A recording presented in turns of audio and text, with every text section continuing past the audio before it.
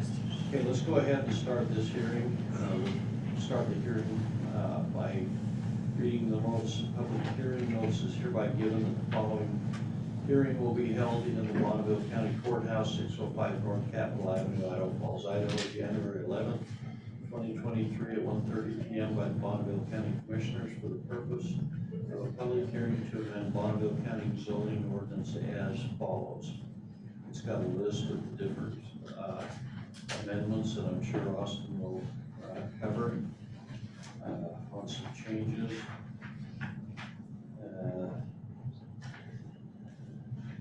This was published December 27th, 2022 in the Post Register.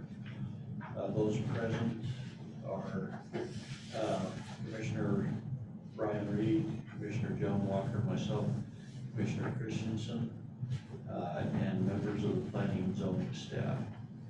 We'll begin by having, is it you, Austin, who's going to present the summary, and then we'll open it up for questions, and we'll public comment if there is any. Okay.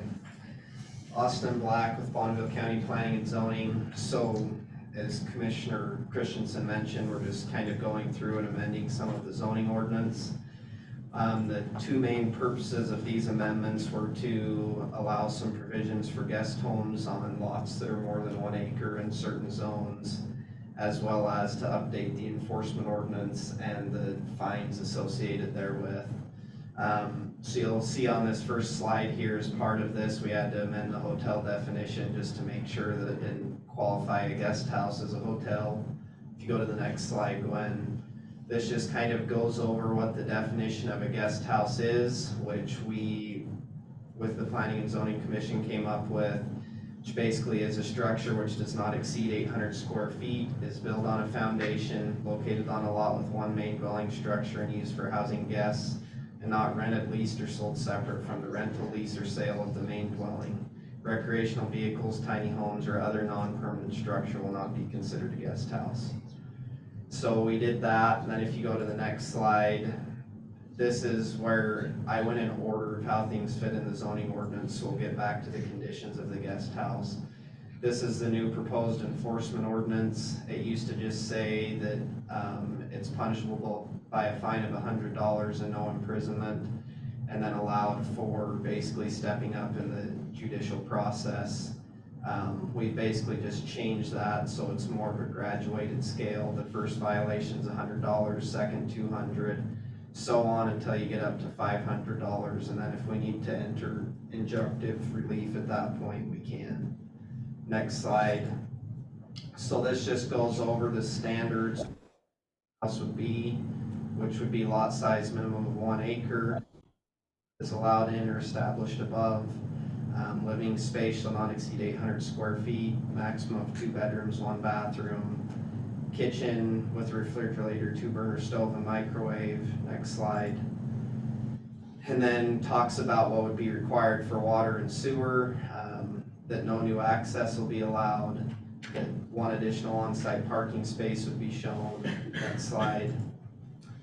And then that basically all the other requirements in the zone have to be met as part of that.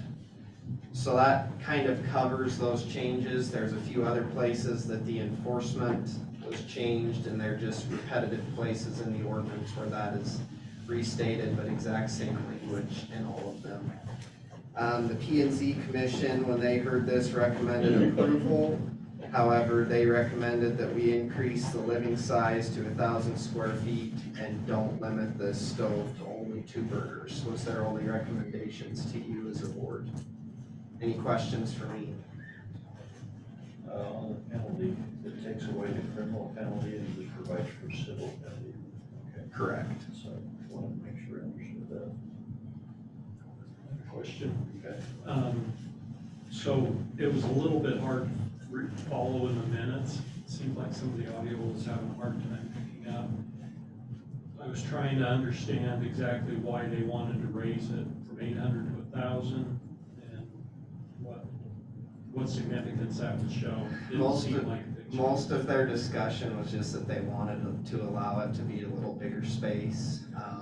The talks that we've had in the work sessions leading up to this process is trying to leave it to a livable square footage that could be utilized by an elderly parent, college student who's returning home that needs to stay with their family, but not so big that everybody's gonna wanna build them and try to rent them out to pay for part of their mortgage or something like that.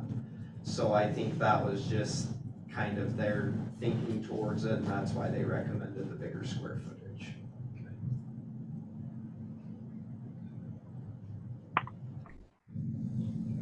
Like 1,000 square feet, I have rental homes over off First Street, they're about 1,000 square feet, they're 3-bedroom. Is that what the concern was? Yeah, I mean, just as you step it up and start to make it bigger, the likelihood of it getting rented usually increases because it's a more livable space. So we've tried to just kind of limit it to. Oh, we should have noticed with bathrooms. Yeah, so it's 2-bed, 1-bath limitation. Oh, 2-bed, 1-bath. Yeah. Okay. We're raising some of the concern about being able to do a 3-bedroom, 2-bath. Yeah, and that, you'll probably notice they talked a lot in the minutes. There was some talk back and forth about, well, if they already have a house this size and then they're limited by the zone as to what impervious surface they can have, they might not get the full 800 square feet, which is true, because if they're on an acre, let's say, and they already have a single family home and an outbuilding and they're nearing that percentage of what they can build in that particular zone for improved structures on that lot, they might not be able to build the full 800 square feet because they're still going to be limited by the amount of impervious surface they can have on their lot. But they could still build, say, a 300 or 400. Yeah, if they had enough impervious surface left to fit that on there, so.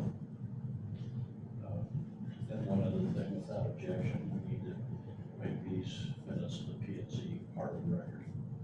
I know there's, I guess the owl over there didn't pick up voices in that larger conference room, so that's why we're not having quite as complete. So, okay, no other questions? Any members of the public wish to testify on these?